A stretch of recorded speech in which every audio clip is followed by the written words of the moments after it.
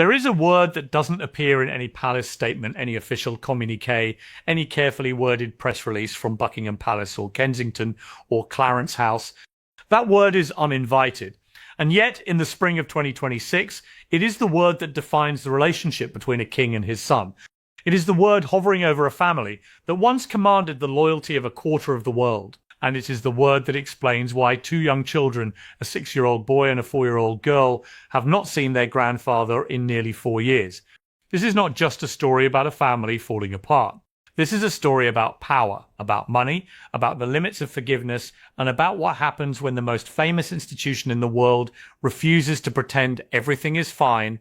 Let's go back to where this particular chapter began, not in 2020, not in Oprah Winfrey's garden in California, but in Australia. April 2026, when Harry and Meghan landed in Australia this month, it was the first time in years that the world got a clear, unobstructed look at who these two people are now.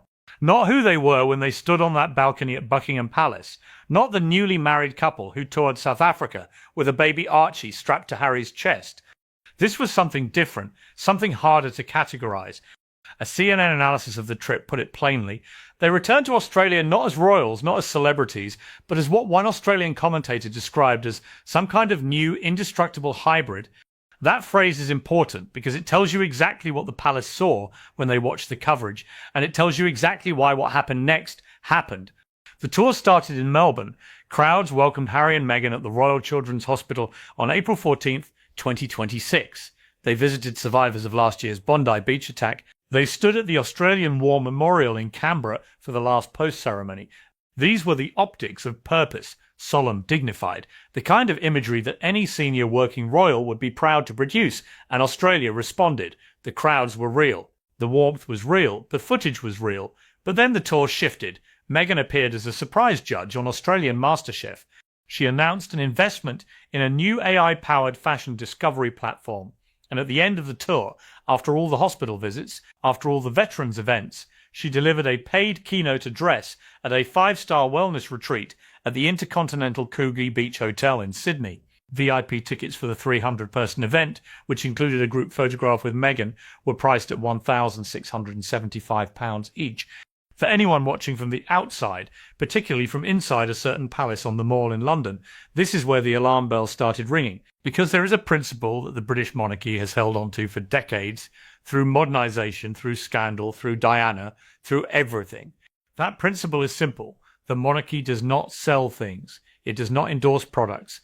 It does not attach its prestige to a brand in exchange for a fee. And whatever Harry and Meghan tell themselves they are, whether they call themselves independent royals, or former royals, or simply two people trying to make a living, they still carry titles. Harry is still the Duke of Sussex. Meghan is still his Duchess. In Australia, a nation where King Charles is still the head of state, that means something, whether they like it or not. Australian royal commentator Angela Mollard, speaking to Hello magazine, said it plainly. She's effectively leveraging off the family and institution she married into, but ultimately rejected. And that leverage, that commercial use of royal adjacency, is exactly what King Charles has been quietly, privately, and now apparently firmly objecting to. Here is what most people don't fully understand about the Sandringham question, and why it matters far beyond one family's summer plans. Sandringham is not just a house.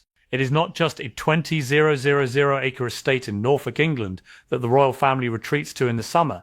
Sandringham is the monarchy's private territory, literally and symbolically. It is where the royals are, as much as they ever are, off duty. It is where Queen Elizabeth II spent her final hours. It is where King Charles goes when he needs to be a person instead of an institution. An invitation to Sandringham is not just a scheduling decision. It is a statement of trust.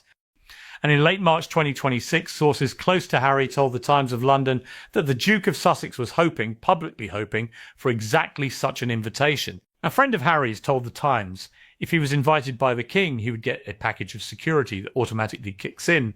He'd like an invite to Sandringham. Would he go? It would depend who was there. If the King was to say, come up and spend some time with the family, he'd love that. That statement revealed two things at once. First, that Harry genuinely wants reconciliation, or at least what he calls reconciliation. And second, and this is the part that matters, that he needs the invitation partly because of security. This is a detail that sounds bureaucratic, but is actually the beating heart of this entire standoff. Since Harry and Meghan stepped down as working royals, they no longer receive automatic taxpayer-funded armed protection from Scotland Yard. When Harry visits Britain, which he has done a handful of times since 2020, he must arrange and often pay for private security. He has repeatedly said that this makes bringing his family to the UK unsafe. He has sued the British government over it, he has lost and appealed and lost again, and now in 2026 he is still fighting it. But here is the calculation his team appears to have made. If the King formally invites Harry to stay at Sandringham, that invitation triggers a formal royal visit protocol. A friend of Harry confirmed to the Times that an invitation from the King would automatically give him the security needed for his family. In other words, Harry is not just asking to spend time with his father. He is asking his father to use the machinery of the monarchy, including British taxpayer resources, to make that visit logistically possible. When you understand that, you understand why King Charles's response was so careful and so pointed. A friend of King Charles told the Daily Mail, if Harry truly wishes to see his father, he would do well to encourage his supporters to allow such matters to be discussed privately, since low trust and bitter experience in this regard remains one of the principal barriers to progress. Read that statement slowly, because it is doing a lot of work. Low trust, bitter experience, discussed privately. These are not the words of a father eager to welcome his son home. These are the words of an institution protecting itself. And they carry a specific meaning. Every time Harry has moved toward reconciliation in the past, something has happened to derail it. A new interview, a legal filing, a quote in a newspaper, a book chapter that couldn't be walked back. The palace has been here before, and it burned them every time. And then Australia happened, and the wellness retreat happened, and Meghan's MasterChef appearance happened. And somewhere in Norfolk, King Charles apparently decided that this particular summer, was not the right time. According to sources who spoke to Radar Online, Harry's offer to reunite this summer has reportedly been brutally rejected. The sources cited two primary reasons: a profound lack of trust stemming from the years of public disclosures, and a deep concern about the commercial dimension of any Sussex visit to the UK. Now legged in what the royal commentators are calling the as-ever problem. In March 2026, Netflix, which had been promoting Meghan's lifestyle brand in conjunction with her show, announced it was ending their partnership and the brand would evolve independently. That is a significant development. Netflix had, according to Variety, effectively funded the building and development of the brand up to that point. Without that financial backing, Meghan needs new markets, new revenue streams and new visibility. Enter the UK. According to royal correspondent Rob Shooter, Meghan is reportedly already meeting with UK branding partners ahead of a return visit, with plans for a limited collection under As Ever tied to the 2027 Invictus Games in Birmingham. The logic is sound from a business perspective. The Invictus Games gives Harry a legitimate, meaningful reason to be in Britain. Meghan attaches a commercial launch to that visit. The royal connection, the title, the profile, the global press gives As Ever the kind of coverage that no advertising budget can buy. But here is where that plan collides directly with the palace wall. According to a royal commentator, King Charles is reportedly reluctant to invite Prince Harry to Sandringham this summer if Meghan Markle uses a UK visit to launch her lifestyle brand. The King is said to be wary of the monarchy being used to promote commercial projects. Think about what that means structurally. The same visit that Harry is framing as a family reunion, as a grandfather seeing his grandchildren for the first time in nearly 4 years, would in Meghan's plan also function as a brand activation event for a lifestyle company. The press photographs of Harry and Charles walking the grounds at Sandringham would run alongside photographs of Meghan at a UK product launch. The monarchy's dignity and the as-ever jam jars would exist in the same news cycle. King Charles has watched the institution survive 2 world wars, the abdication crisis, the death of Diana, and his own divorce. He is not going to let it become the backdrop of a product launch. But the story doesn't end with Charles, because there is a third figure in this triangle who has received far less attention than he deserves, and his name is William. According to sources cited by the National Examiner and multiple royal correspondents, Prince William is said to be strongly opposed to any reconciliation, and Charles is reluctant to override his eldest son's position. That is an extraordinary dynamic. The King of England, the man who sits at the apex of one of the oldest monarchies in the world, is reportedly hesitant to act against his heir's wishes when it comes to his own younger son. One insider put it this way: Charles is at the point where he wants to forgive Harry and find a path forward, but William simply won't hear of it no matter what his father says. It's become a huge battle because William carries enormous influence behind the scenes. And the truth is, many within the firm still believe Harry and Meghan are toxic, so Charles doesn't have much support when it comes to welcoming them back. This is the hidden power struggle that the palace's careful press management tries to obscure. William is not just the Prince of Wales, he is the future. He controls the loyalty of the institution's senior staff, the respect of its senior courtiers, and, critically, the public narrative of what the monarchy stands for in the post-Elizabeth era. Charles, at 77, and in the middle of an ongoing battle with cancer, needs William's cooperation to govern the institution effectively, and William has made his position clear.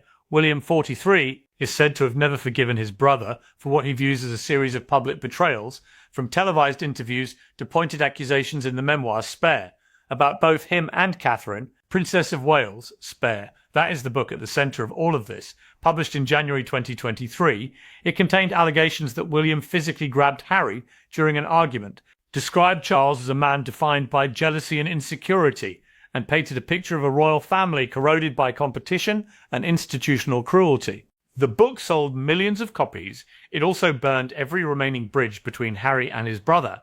Harry has never retracted a word of it. So here is where things stand in April 2026, after the Australian tour, after the wellness retreat, after the Netflix split, after 3 years of legal battles over security. Harry wants to come to Britain. He wants to see his father. He wants his children to know their grandfather.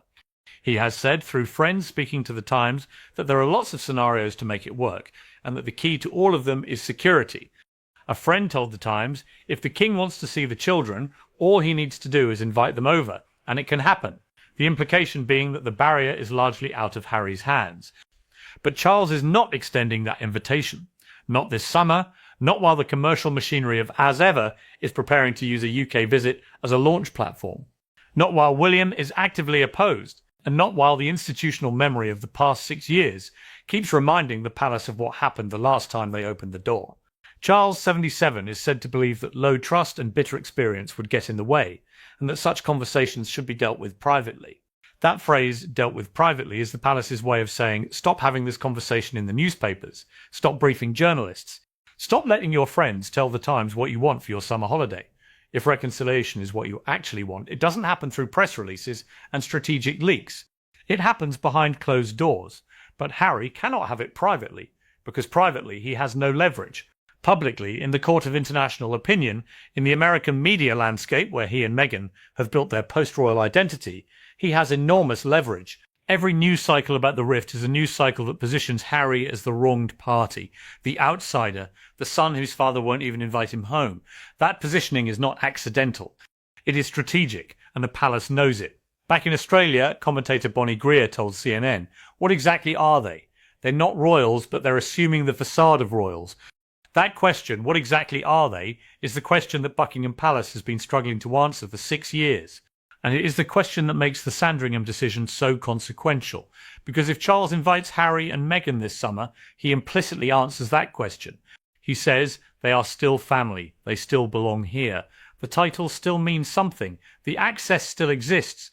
And by extension, the commercial use of that access, the As Ever launch, the Australian wellness retreat, the MasterChef cameo, is something the monarchy is willing to tolerate. If he does not invite them, he answers the question differently. He says, there are conditions, there are limits, the monarchy is not an unlimited resource available to anyone who carries its name.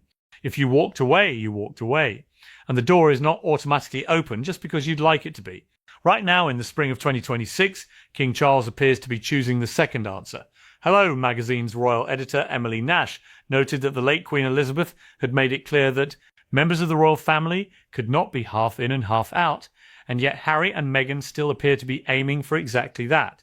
Half in and half out, that is the core tension that has defined this saga since January 2020, when Harry and Meghan announced their intention to step back from frontline royal duties while retaining their titles, their profile, and critically, the commercial value that came with both. The palace said no then, Queen Elizabeth drew the line. And yet here we are 6 years later, watching the same negotiation play out in Australian arenas and Norfolk estates and the comment sections of British tabloids.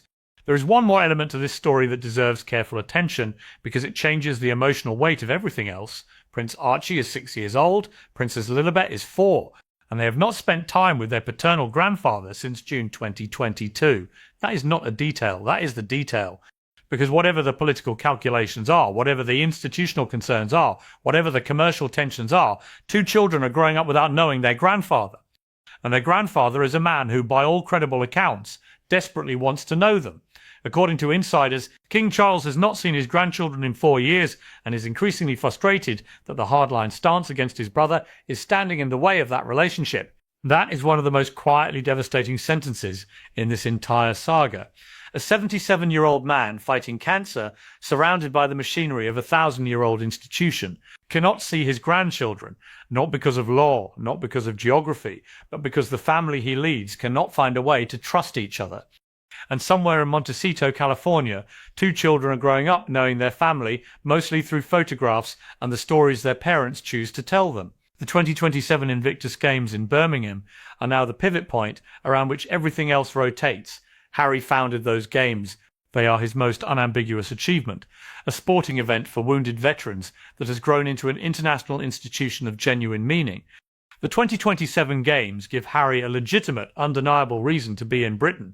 They give him a public platform that even his harshest critics respect, and they give him a 1-year countdown window starting roughly now in mid-2026 to establish his presence in the country. The question is what that presence looks like. Whether it includes Meghan, whether it includes as ever, whether it includes Sandringham, whether it includes a photograph of a grandfather holding his grandchildren in a Norfolk garden that the whole world would pause to look at. Right now, all of those things are open. None of them are decided. The invitation has not been extended. The door has not been formally closed. In the careful language of palace communications, and in the careful absence of any palace communication at all, the situation remains, as they always say, a private family matter. But nothing about this family has been private in a very long time. Here is what this moment actually represents when you step back from the drama and look at the structure underneath it. The British monarchy is navigating an existential question about what it is in the 21st century.